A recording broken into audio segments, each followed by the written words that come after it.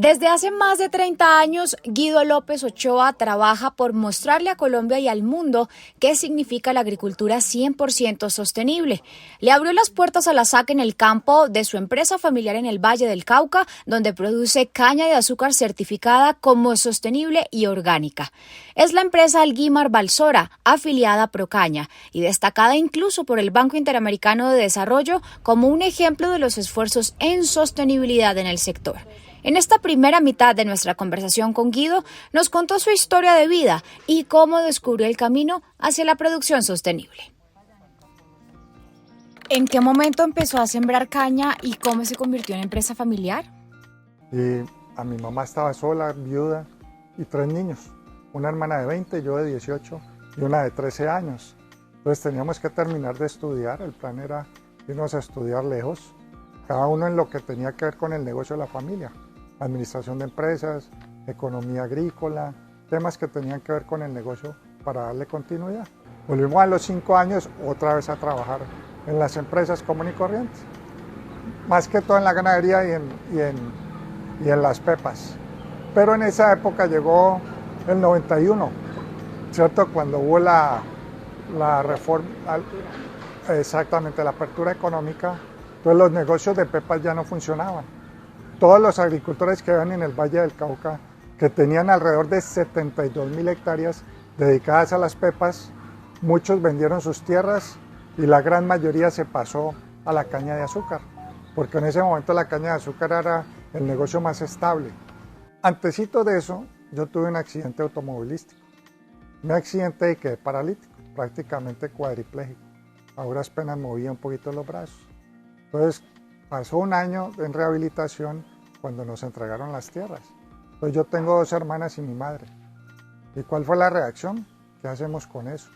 Usted está en silla de ruedas, no lo puede manejar. Eso hay que alquilarlo a un ingenio o hay que venderlo porque hay quien lo maneja. Y este era mi sueño toda la vida, manejar las tierras, darle continuidad. Y había estudiado economía agrícola en Estados Unidos. Pues yo tenía que aplicar lo que había estudiado. En ese momento dijimos, sembremos caña, pero ¿quién nos enseña sobre eso? Mi abuelo había tenido caña, yo había trabajado en el ingenio Manuelita, fue mi primer trabajo después de que me gradué de la universidad. Entonces, ¿quién nos enseña el manejo de la caña? Y oímos del gremio Procaña, entonces fuimos a tocar la puerta allá. Tenemos una finca, vamos a empezar a sembrar en caña, ¿qué hacemos? ¿Cómo influyó Procaña en su visión sobre el agricultor empresario? La mentalidad en ese momento era, cambiemos el tema de hablar de la finca familiar por una empresa familiar. Cambiémosle el título de finca a empresa. Pero es que hay unos que son muy chiquitos, que no es un empresario chiquito o grande. Eso no tiene ningún sentido. Pero empecemos a meter la mentalidad a la gente de que tenemos que formar esas empresas agrícolas. ¿Y cuál es la diferencia? La organización.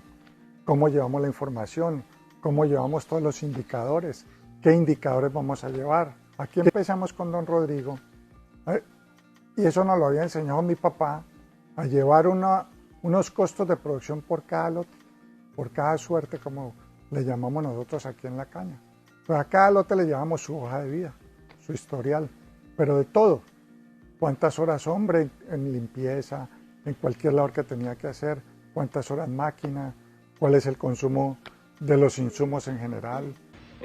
Por ejemplo, un ejemplo nomás de ayer llovió, ¿sí? Anteriormente decía, no, llovió, pero seguirle echando porque el agua es pura, la caña es pura agua. No, hoy en día ya no, hoy día muy pendiente de eso. Por ejemplo, ayer cayó en 52 milímetros. Entonces le dije, doctor, pare el riego, eso nos da para una semana de espera.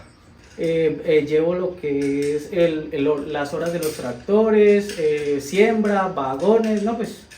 etc.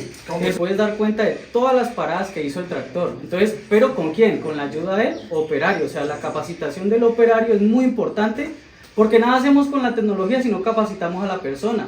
¿Cuál fue la transición hacia el cultivo de caña con prácticas sostenibles y qué papel jugó Cenicaña? ¿Qué es agricultura convencional? A lo que estábamos acostumbrados todos. Hay que fertilizar muy bien, hay que aplicar agua suficiente o toda la que se pueda porque la caña chupa mucha agua. Eso era el concepto de ese momento. Hay que hacer las labores a tiempo y hay que llevar una hoja de vida.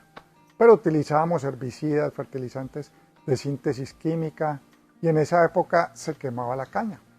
¿Por qué se quemaba la caña? Porque 40 o 50 años atrás se cortaba sin quemar, pero cuando la empezaron a quemar, el cortero pasó de cosechar 2 o 3 toneladas en un día a 6, 7, 8 toneladas en un día, solo por quemar la caña. Entonces el cortero decía, ups, yo quiero la caña quemada porque tengo más ingresos, me rinde más, me pagan más, entonces prefiero la caña quemada. Pero también cuando no se quemaba, había mucha culebra, ratas, en general mucha vida en el suelo, que uno la veía mala en su momento, ¿cierto? Las arañas, todo tipo de animalitos que podían ser peligrosos también para el cortero. Fueron pasando los años, llevábamos muy bien las estadísticas, la información por lote, y ahí aprendimos a eso. No era solo llevar la información, sino aprender a analizarla. Entonces ya nos sentábamos en un comité con mi hermana, Rodrigo, un grupo, un asesor que teníamos que se llama Eduardo Gutiérrez. Entonces empezamos a aprender a analizar la información para ver cómo empezábamos a manejar una agricultura ya por sitio.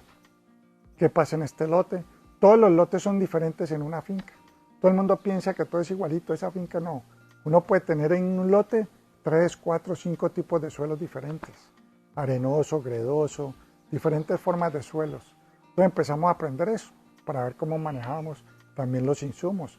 O por qué en una zona se bajaba la producción y en otra subía. Entonces fuimos aprendiendo con el camino, pero ahí empezamos a aprovechar el centro de investigación. El centro de investigación de nosotros se llama Cenicaña. Cuando vimos que Cenicaña tenía una gran información, empezamos a interactuar con ellos, a compartir lo que estábamos haciendo nosotros y a aprender toda la tecnología que ellos nos iban mostrando. Anteriormente uno más que todo se fijaba en las variedades de caña que se desarrollaban en el centro de investigación y algunas labores de maquinaria y demás. Pero fuimos compartiendo información y tuve la oportunidad de que me invitaran a la junta directiva de Cenicaña. Entonces, con mayor razón. Ahí duré como 25 años en la junta directiva y uno aprendía de todos. Todo el que hacía una pregunta era importante, todas las inquietudes que se planteaban han sido muy importantes y muchos agricultores hacían cosas que funcionaban y no las conocíamos, ni el centro de investigación ni los demás agricultores. Entonces empezamos a buscar eso. Nosotros aquí empezamos a tomar riesgos, a diseñar diferentes equipos, a hacer labores distintas, a cambiar la fertilización granulada por la fertilización líquida, a buscar eficiencias. Todo eso empezamos a tomar riesgos. Pero todo eso siempre lo fuimos compartiendo con el centro de investigación. El primer paso que dimos, por ejemplo, fue el cambio del sistema de riego. De para allá empezamos a aprender las velocidades del agua, dependiendo del tamaño de la caña, del cultivo.